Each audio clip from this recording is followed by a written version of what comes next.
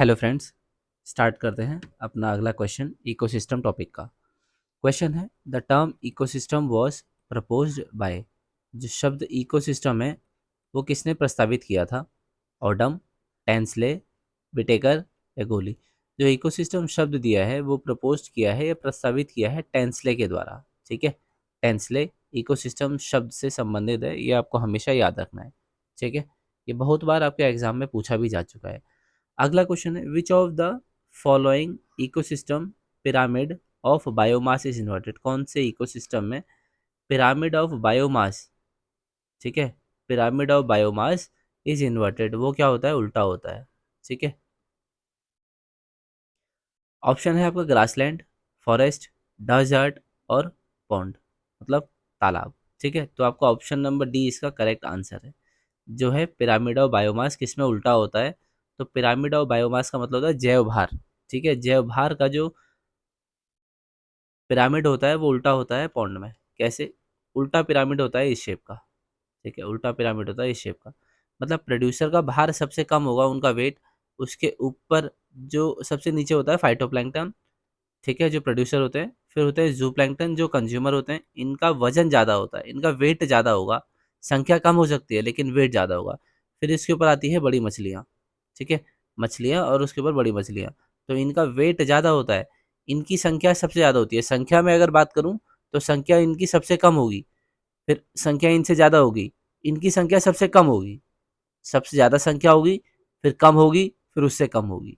लेकिन अगर आप बायोमास की बात करते हैं तो बायोमास सबसे कम इनका होगा, उससे ज़्यादा इसका होगा और सबसे ज़्यादा बायोमास इनका होगा। हाईएस्ट बायोमास फिश का होता है। ठीक है, हाईएस्ट बायोमास। देखते हैं इसके एक्सप्लेनेशन को।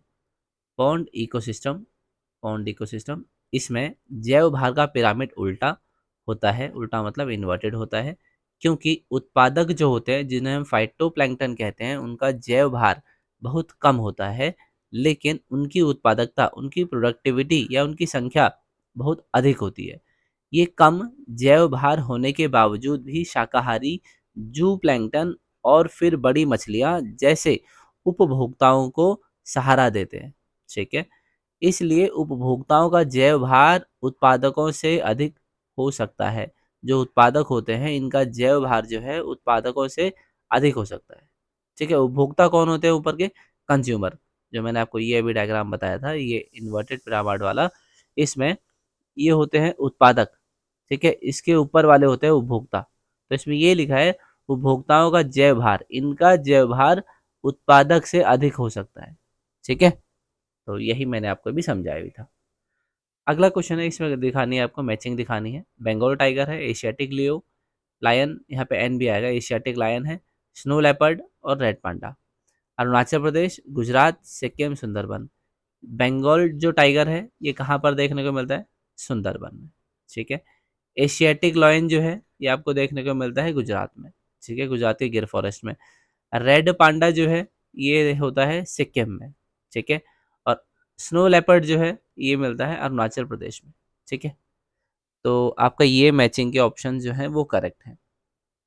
अगला क्वेश्चन, अगला क्वेश्चन है कंप्लीट यूट्राफिकेशन ऑफ लेक इज। यूट्राफिकेशन में क्या होता है? ठीक है, कंप्लीट यूट्राफिकेशन में आपको इनमें से क्या देखने को मिलता है? न्यूट्रिएंट रिच होगा और productive, nutrient pure and unproductive, nutrient rich and unproductive, या न्यूट्रिएंट पुअर एंड प्रोडक्टिव। तो यूट्राफिकेशन में क्या होता है, जब नाइट्रोजन और पोटाशियम की संख्या ज़्यादा हो जाती है किसी लेक में तो वहाँ पर एल्गी की संख्या बढ़ जाती है, इसको हम बोलते हैं एल्गल ब्लूम, जिसके कारण क्या होता है वहाँ की मछलियाँ जो होती हैं वो जिंदा नहीं रह पाती है, क्योंकि पानी में ऑक्सीजन की कमी हो जाती है। ठीक है, तो उनकी मृत्यु हो जाती है और इसी प्रोसेस को बोलते हैं एजिंग ऑफ लेक भी कहते हैं। ठीक है, तो इसमें क्या होता है, न्यूट्रिएंट तो रिच हो जाता है, न्यूट्रिएंट ज़्यादा हो जाता है, तालाब में न्यूट्रिएंट की संख्या ज़्यादा हो जाती है और वो क्या होता है प्रोडक्टिव। प्रोडक्टिव किसके लिए? वहाँ पे एल्गी की संख्या बढ़ जाती है। ठीक है, तो इसलिए आपका ऑप्शन नंबर ए जो है वो इसका करेक्ट आंसर होगा। अब देखते हैं इसके एक्सप्लेनेशन को। एक्सप्लेनेशन में यह है, जब किसी झील या तालाब में नाइट्रोजन और फास्फोरस जैसे पोषक तत्व की अधिकता हो जाती है। ठीक है, तालाब में या झील में जब वहाँ पर नाइट्रोजन और पोटाशियम, फास्फोरस, नाइट्रोजन और फास्फोरस जैसे न्यूट्रिएंट्स तत्व अधिक हो जाते हैं तो वहाँ अत्यधिक शैवाल, एल्गल ब्लूम और जली पौधे वीड्स पनपने लगते हैं। मतलब नाइट्रोजन और फॉस्फोरस की संख्या जैसे ही ज़्यादा होगी तो वहाँ पर एल्गी की संख्या ज़्यादा हो जाएगी और जली पौधे ये भी बढ़ जाते हैं उस तालाब में। इसी प्रक्रिया को यूट्रोफिकेशन कहते हैं। ठीक है, इसी प्रक्रिया को क्या कहते हैं? यूट्रोफिकेशन। इसके नुकसान क्या-क्या हैं? इसकी हानियाँ क्या-क्या हैं इससे होने वाली?